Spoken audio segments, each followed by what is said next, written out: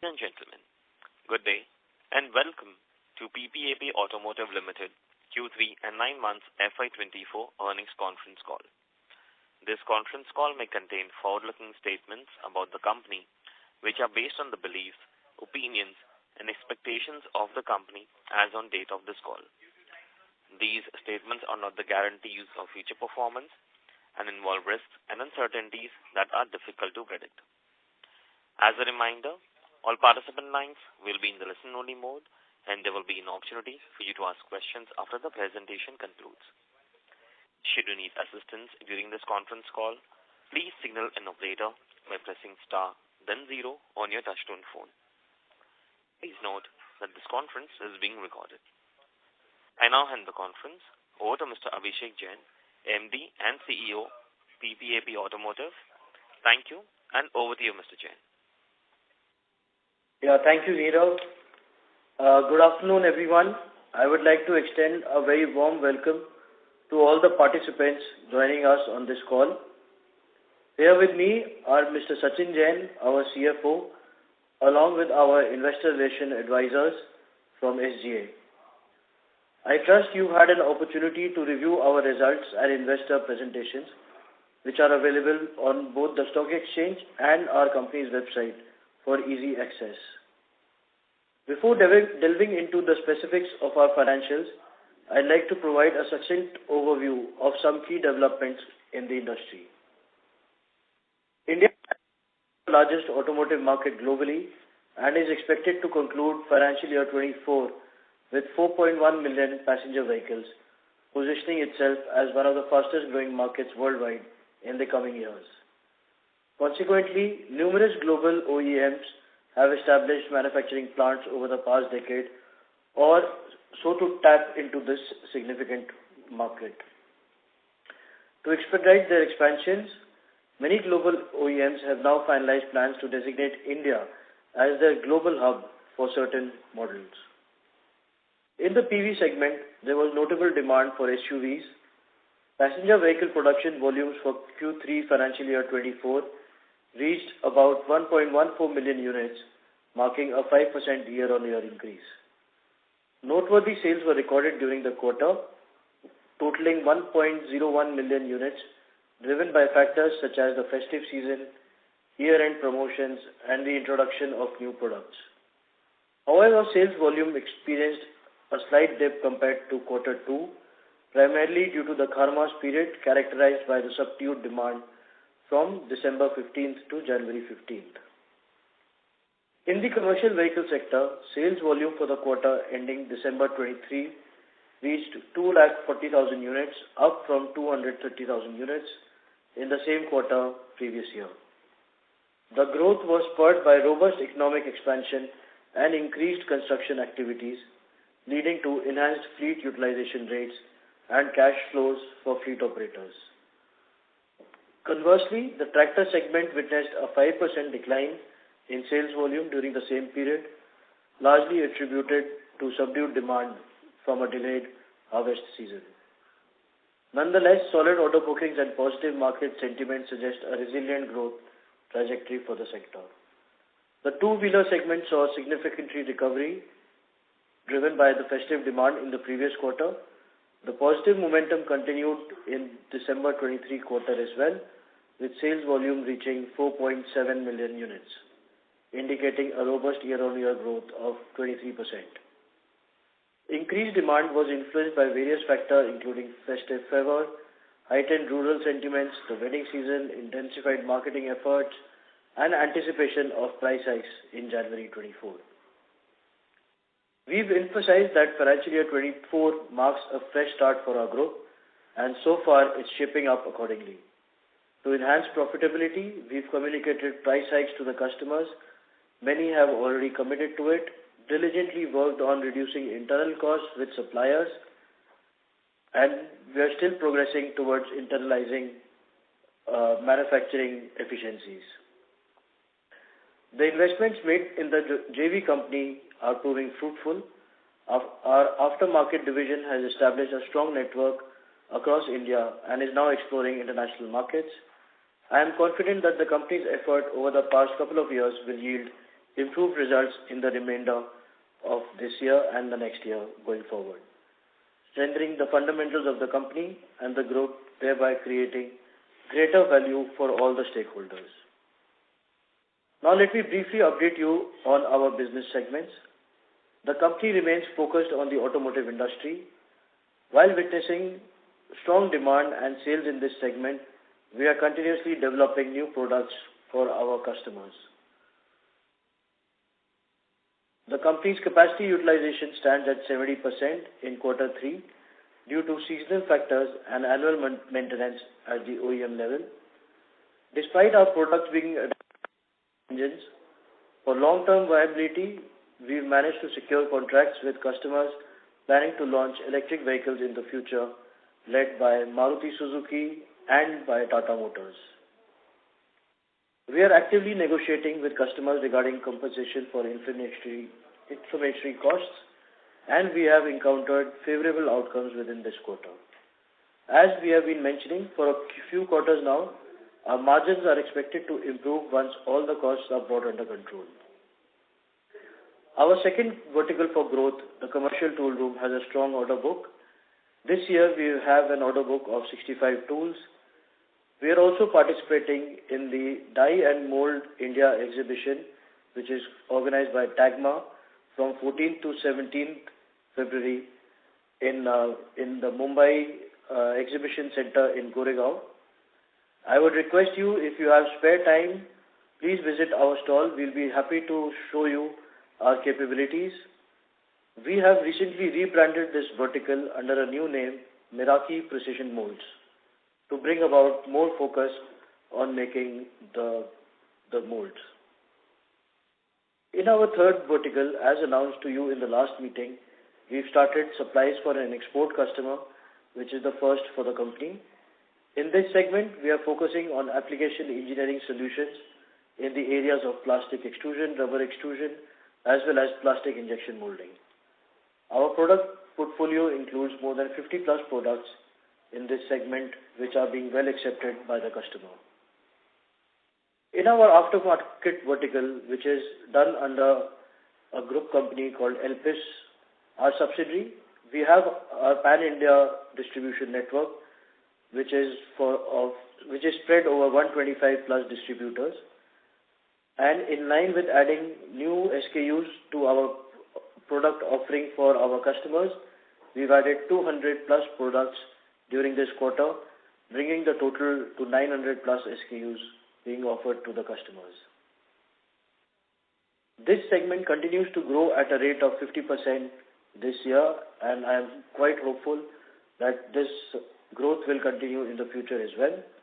I am happy to share with you that we have also started exports to UAE and GCC during the last quarter from this company, and we are actively looking at exploring options to leverage the export market for this vertical as well.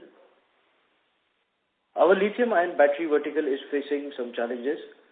Though we aim to build a strong order book and provide solutions to our customers in the future, but it is still taking some time to shape up. We are making all efforts to resolve all the performance parameters so that it starts positive contribution to the group sooner than later. On the sustainability front, we have obtained certification from EcoVadis, voluntarily comply with BRSR requirements, and we are also recognized as a great place to work. We strive to enhance our sustainability reporting process to meet the highest standards and to demonstrate our efforts in creating a sustainable value for all the stakeholders. Our latest sustainability report for financial year 23 is available on our website, where we highlight our CSR activities also, which are focused on environment, education, and health. Now let me throw some light on the financial performance of quarter 3 financial year 24. At a standalone level, the revenue dropped from 124.8 crores to 119.7 crores on a quarter-on-quarter basis. EBITDA has risen by 15% to 10.9 crores on year-on-year basis. Also, the EBITDA margin improved by 160 basis points on a year-to-year basis. from 7.5% to 9.1%. The company registered a PAT of 0.2 crores, a slight decline from 0.3 crores year-on-year basis. Coming to the consolidated financial revenue, decreased from 127.1 crore in quarter 3 to 122.4 crore in quarter 3, indicating a decline of 3.7%. While EBITDA stood at 9.8 crores, indicating a growth of 7.9%, on a consolidated basis, the EBITDA margin improved by 90 basis points from 7.1% to 8%. However, the company suffered a net loss of 2.7 crores on a consolidated basis, primarily contributed by the lithium-ion battery business. Looking ahead in financial year 25, we expect the volume surge in addition to our improved product mix, lower input prices, cost efficiency measures should really improve our top line and our bottom line. Our capex spending will be aligned with the customer's requirements. Increased capacity utilization and tariff revisions from customers will surely put us in a strong position for growth and profitability in the coming years. Thank you all for your attention, and we are open to any questions. Over to you, Nirav. Thank you very much. We'll now begin the question and answer session. Anyone who wishes to ask a question may press star and 1 on their touchtone telephone. If you wish to remove yourself from the question queue, you may press star and 2. Participants are requested to use handsets while asking a question. Ladies and gentlemen, we will wait for a moment while the question queue assembles.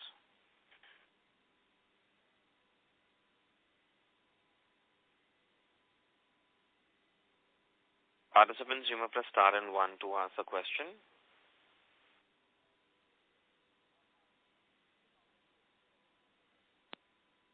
The first question is from the line of Rohit Mehra from SK Securities. Please go ahead. Hello. Thank you for the opportunity. My first question is, could you provide details on the order book for Honda Elevate and the content per vehicle for this model? So, Honda side basically is the domestic volume is approximately 4,000 to 5,000 vehicles per month. And we are also getting the export volume from the customer. So, in December month, we have started the export. And it is expected to go around 3,000 vehicles by end of this March. And regarding the content per vehicle, so the value is 6,000 rupees for the car. Okay, got it. And my second question is, are we exploring any export opportunities, and do we anticipate a moderation in raw material cost going forward? All the macro indexes for the raw materials are showing a softening trend. So we do expect raw material prices to come down. Apart from that, we've been working on de-risking our supply chain system as well. So both of them should result in reduced raw material prices for sure. Okay. And what was the second question you asked? It was, are we exploring any export opportunities? Yeah, export opportunities. Export is a very important focus for us going forward. Like I said in my explanation, our aftermarket business, we've already exported one shipment to UAE in the month of December, and we'll be developing more such shipments in this quarter. In the main company, in our industrial product business, we've already sent 2 shipments for our export customer to the US, and more shipments are supposed to happen during this quarter. Okay, got it. Thank you for the detailed answer. That's it from my side. Thank you. Thank you. Participants, you may press star and 1 to ask a question. Next question is from the line of Nishit Shah from Star Wealth Advisors. Please go ahead. Hello. Thank you for the opportunity. So my question is, are there any considerations or discussions regarding adopting a cost-plus model with OEMs to mitigate the impact of raw material cost fluctuations on margins?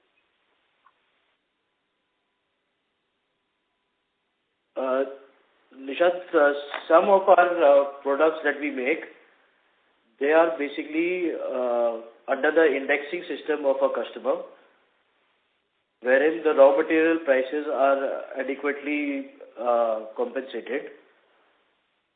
So basically we have three business divisions in the company for automotive business: plastic extrusion, rubber extrusion and injection molding.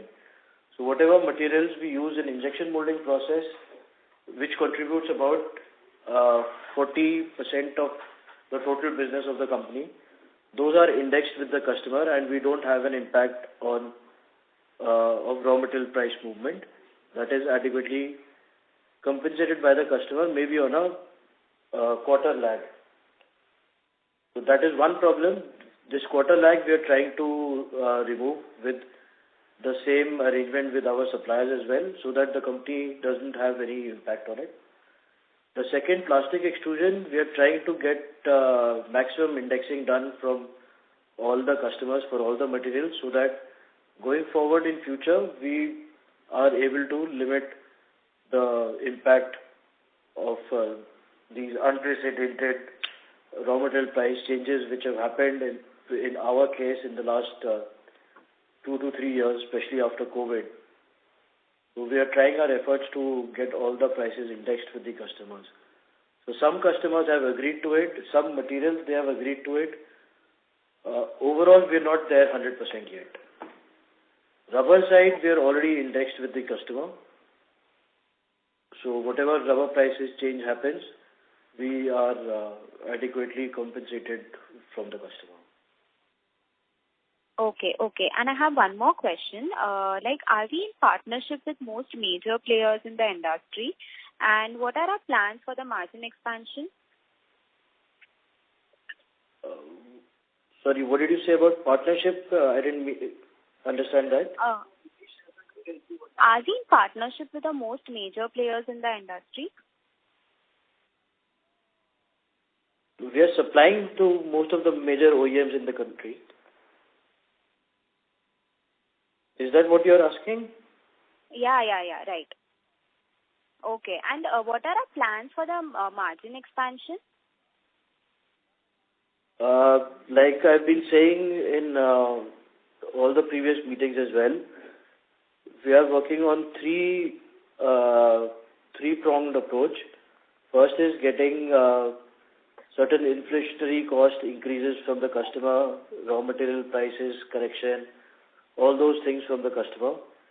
Second is, of course, internal manufacturing efficiency, wastages, and all of that, making the operations more leaner, less with wastages and all. And third, of course, is the de-risking of the supply chain. Trying to get better materials at better prices and localize to the maximum possible extent. Okay. Thank you. That answers my question. Thank you so much for the opportunity. Thank you. Participants, you may press star and 1 to ask a question. Next question is from the line of Rajvi Shah from Bright Securities. Please go ahead. Hi, sir. Thank you for the opportunity. I just had a couple of questions. The first one is, what is Rajvi, the sorry to interrupt you. Can you speak a little louder, please? Yeah, sure. I just had a couple of questions. The first one is, what is the status of commercial tool room business? Have we secured any significant orders? Regarding commercial tool room, as we have mentioned that we have the order book of around 65 plus tools for this financial year. And commercial tool room is very specialized business. So in that, you got the repeat order, but it is not like the commodity business. If you developed one tool, then you start getting the 10 tool order for same particular tool. So we are gradually getting the traction from our customer, and continuously we are getting the order from our customer in this segment. So I would not say that any significant value of order we have received. However, in line with the investment and the infrastructure which we have created, we are getting the orders. Okay. I just had one more question. What percentage of our top line revenue comes from the aftermarket vertical, and what are associated margins in that segment? So aftermarket side, we are getting around 3% of the top line.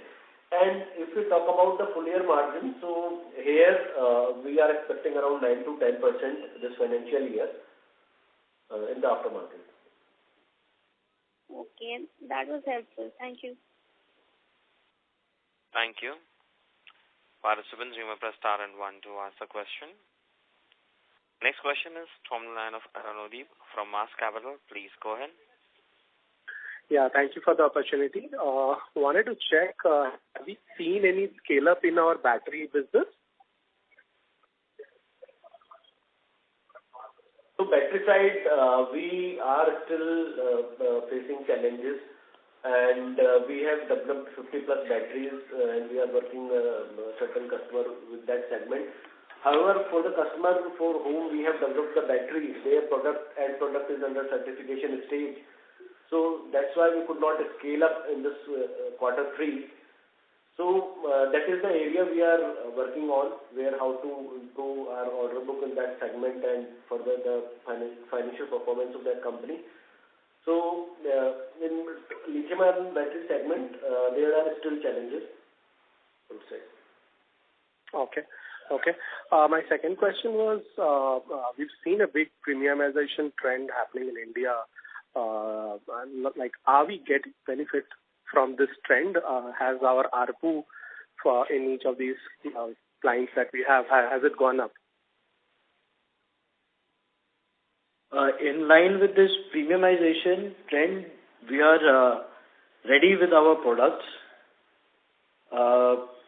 If you see this, you must have heard about Tata Curvy, which is supposed to be launched in the market soon by Tata, which was on display in the Bharat Mobility Expo, and there's been a whole buzz about it. So this product, this vehicle will have a lot of our premium products, which we are introducing for the market for the first time. Can you share what kind of products are these? Basic philosophy is that whatever customer wants from us, we are proactively ready with that kind of a solution before the customer requires. So in line with that, we've developed a lot of premium products for the customers. And when you see this Tata Curvy, you'll definitely notice all the premium products which are being made by us. Okay. Are you in a state to disclose what are these products? These are all similar product range, what we do for Tata Motors. So the outer belt, the A pillar, the C pillar. Sure. And what kind of revenue recognition will be having per car, tentatively? So Tata is planning to make, I think, 40,000 vehicles per year. And I think per car value is about I think 4,500 or something. Okay. Fair enough. Thank you. Thank you.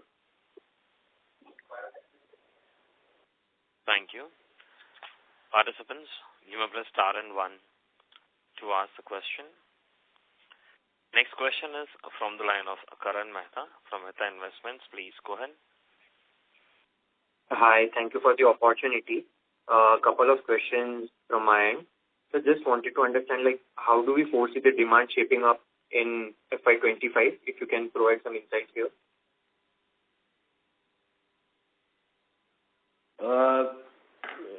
Next year? FY25. I think next year is going to be a little challenging for the auto industry because it is the year after elections. So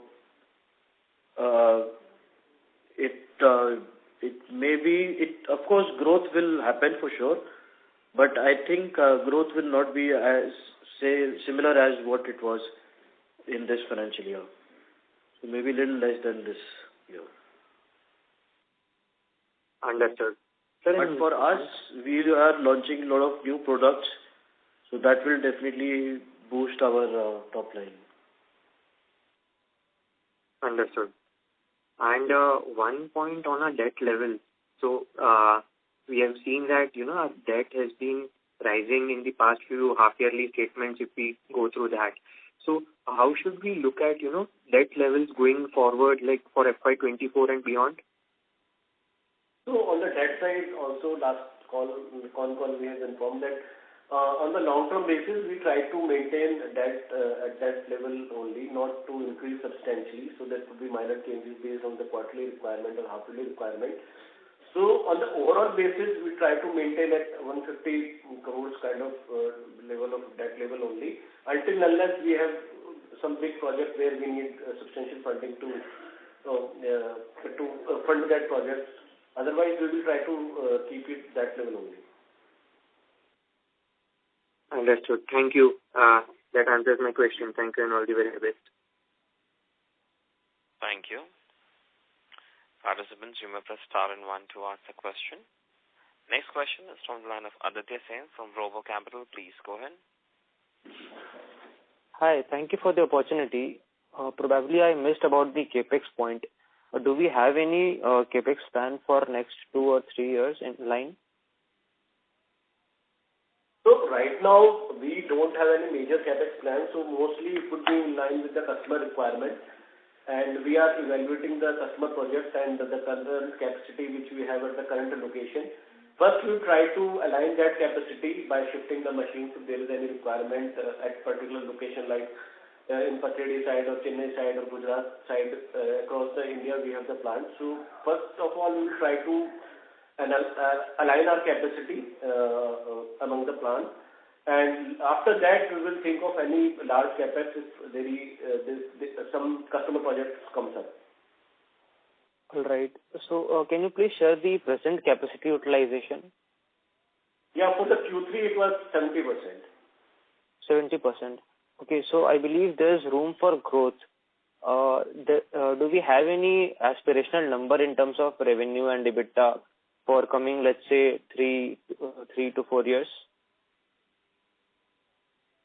Yeah, EBITDA side, we have also informed earlier also, so 12% kind of EBITDA margin we always look for, and top line also. So our first focus is to improve the current capacity utilization to that, and later on we can also in the aftermarket segment we want to grow at this pace only. Every year we try to achieve 50% plus growth, like industrial product where we have ventured into. So these are 2-3 areas where growth will come up. Okay. All right, sir. Thank you for your answer. Thank you. A reminder to all the participants, you may press star and 1 to ask the question. Next question is from the line of Ravi Shah from Opal Securities. Please go ahead. Hi, sir. Am I audible? Yes.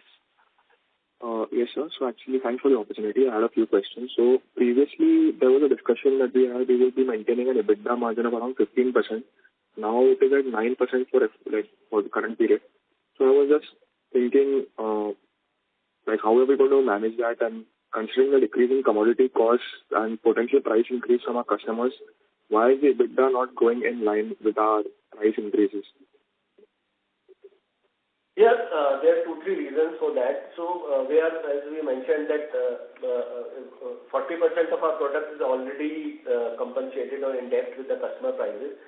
And secondly, on the inflationary cost side, we are working with our customers to some success we have received. So if you see, if you compare with the last quarter, year-on-year basis, our margin has improved by 160 basis points in spite of there is a drop in top line and increase in the fixed expenses also, like employee cost has increased and certain other expenses also increased because you need to maintain your manpower and you need to do certain expenses to maintain the facility. So in spite of that, our margin has improved. So it has come due to the both reason of one is the price improvement from our customer side and softening of the raw material prices. So for the margin side, I would say that we have bottomed out for the margin side, and now it would be only the upward trend. Understood. Thank you, sir. I have another question, sir. What will be our strategy to increase the content per vehicle, especially for key OEMs like Maruti and Tata, as you mentioned? So what is our strategy over there? Strategy basically is to increase our per car value business. So parts are limited to us. We can offer them higher value-added products. So premiumization of products, that is one strategy when we are focusing on with all these customers, introducing new technologies.